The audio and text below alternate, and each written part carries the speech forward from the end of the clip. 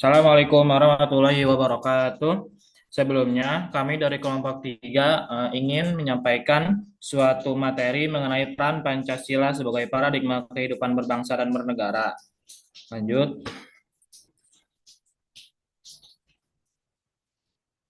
Hmm, yang beranggotakan ada Aji Duta Baraja dengan NRP 69, Rifki Taryo dengan NRP 51, Cyril Fikri dengan NRP 59, Fahri Haya dengan NRP 86, dan Raffi Jafari dengan NRP 97.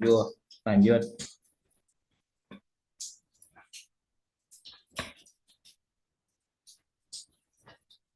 Lanjut.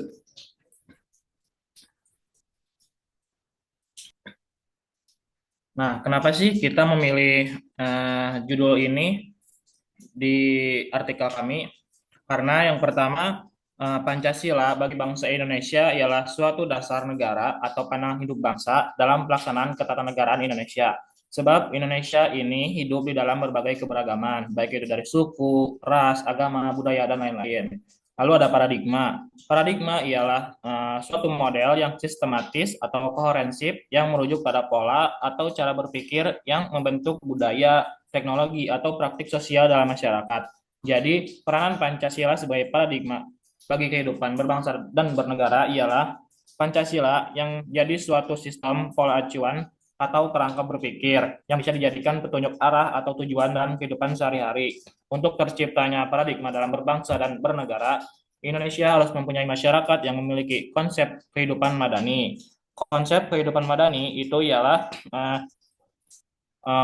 masyarakat yang sangat menjunjung tinggi nilai kemanusiaan yang identik dengan kemoralan yang sangat baik agar terciptanya kehidupan yang adil, makmur, dan sejahtera bagi bangsa Indonesia. Lalu selanjutnya akan dilanjutkan oleh rekan saya. Assalamualaikum warahmatullahi wabarakatuh. Saya Raffi Jafari akan menjelaskan tentang konsep paradigma. Konsep paradigma secara etimologis, kata paradigma berasal dari bahasa Yunani, yaitu paradigma, yang berarti contoh atau model. Dalam konteks modern, paradigma sering diartikan sebagai sebuah pola berpikir atau kerangka acuan yang mendasari cara seseorang atau kelompok eh, dalam memahami dan merespon dunia. Dalam disiplin ilmu pengetahuan, paradigma sering merujuk pada pengetahuan paradigma, sering merujuk pada seperangkat teori, metode, dan asumsi dasar yang digunakan oleh komunitas ilmiah untuk menyusun pengetahuan dan penelitian. Selanjutnya akan dijelaskan masyarakat madani oleh rekan saya. Baik, perkenalkan nama saya Aji Duta dengan NRP 69. Masyarakat Madani. Masyarakat Madani yaitu masyarakat beradab yang menjunjung tinggi nilai kemanusiaan. Kata Madani merupakan penggambaran sifat terhadap kehidupan masyarakat. Madinah merupakan penggambaran masyarakat yang ideal dalam bidang apapun karena mereka hidup rukun dengan toleransi dan menjalankan kehidupan bersumber pada Al-Quran. Masyarakat Madani merupakan masyarakat menjunjung tinggi nilai hak kemanusiaan yang ada sehingga masyarakat ini tidak dapat dimanipulasi oleh negara. Ada dua ada dua masyarakat yang termasuk golongan masyarakat madani, yaitu masyarakat negeri Sabah dan masyarakat kota Yatsrib. Seiring dengan perkembangan zaman, Indonesia mengalami perkembangan arus arus globalisasi. Globalisasi merupakan bentuk perkembangan secara internasional yang terjadi karena pertukaran segala aspek yang ada, seperti sosial budaya. Umat Islam di Indonesia merupakan umat Islam yang dianggap sebagai pengaruh kebudayaan dan perkembangan apapun yang ada di negara Indonesia, karena keberadaannya yang menjadi mayoritas.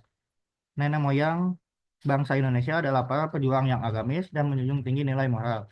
Oleh karena itu, bangsa Indonesia haruslah selalu mencetak generasi yang berlandasan moral yang sangat baik seperti masyarakat madani. Selanjutnya akan dibacakan oleh Rifki mengenai teks. Baik, saya Rifki Fadil dan NRT 51 akan menerangkan tentang ilmu teknologi dan pengetahuan dalam Pancasila. Dalam upaya mewujudkan kesejahteraan dan peningkatan harkat dan martabat manusia, mengembangkan ilmu pengetahuan dan teknologi pada hakikatnya merupakan hasil kreativitas spiritual manusia. Unsur spiritual manusia meliputi akal, rasa, dan kehendak. Atas dasar kreativitas pikirannya, itulah manusia mengembangkan ilmu pengetahuan dan teknologi untuk mengolah sumber daya alam yang melimpah yang disediakan oleh Tuhan Yang Maha Esa. Oleh karena itu, tujuan hakiki ilmu pengetahuan dan teknologi semata-mata untuk kesejahteraan umat manusia. Dalam hal ini, Pancasila telah memberikan nilai-nilai dasar bagi pengembangan ilmu pengetahuan dan teknologi untuk kesejahteraan hidup manusia. Pengembangan ilmu pengetahuan dan teknologi sebagai hasil kebudayaan manusia harus berlandaskan pada moral ketuhanan dan kemanusiaan yang adil dan beradab dari sila-sila yang tercantum dalam Pancasila. Selanjutnya akan dibacakan oleh rekan saya. Perkenalkan, nama saya Fahri, NPM 086, tentang Pancasila dalam Hukum HAM. Nilai-nilai yang terkandung dalam Pancasila tidak hanya menjadi pedoman moral, tetapi juga berfungsi sebagai dasar hukum yang mengatur pengakuan dan perlindungan hak asasi manusia di Indonesia. Secara keseluruhan, Pancasila sebagai paradigma kehidupan berbangsa dan bernegara berfungsi sebagai landasan utama bagi penerapan hukum dan perlindungan hak asasi manusia di Indonesia. Setiap sila dalam Pancasila memberi arah yang jelas mengenai penghormatan dan pemenuhan hak-hak dasar manusia. Pancasila tidak hanya sebagai dasar ideologi, tetapi juga sebagai pedoman praktis dalam menjalankan negara yang adil, beradab, dan demokratis. Negara Indonesia memiliki kewajiban moral dan konstitusional untuk menjamin penghormatan terhadap hak asasi manusia, dan Pancasila menjadi pedoman dalam mewujudkan negara yang menghormati dan melindungi hak-hak setiap individu tanpa terkecuali. Terima kasih. Selanjutnya akan dilanjutkan oleh rekan saya.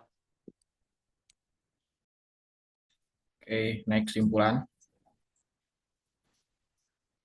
Jadi kesimpulan pada materi kali ini yaitu pertama ada paradigma masyarakat madani dan Pancasila itu memiliki peran penting dalam membangun kerangka kehidupan yang bermasyarakat dan bernegara yang ideal. Tapi di Indonesia konsep ini masih menjadi tantangan karena masih ada hambatan seperti individualisme dan rasisme yang mungkin masih banyak di daerah wilayah Indonesia. Namun dengan adanya perkembangan IPTEK dan HAM dalam Pancasila itu, yang pertama akan memastikan perkembangan ini akan tetap beretika dan berorientasi pada kesejahteraan masyarakat. Dan yang kedua, Pancasila bisa memberikan dasar bagi penghormatan terhadap kebebasan, kesetaraan, dan keadilan agar terwujudnya masyarakat yang adil, demokratis, dan sejahtera. Mungkin cukup sekian nih. Sekian, terima kasih atas perhatiannya. Wassalamualaikum warahmatullahi wabarakatuh.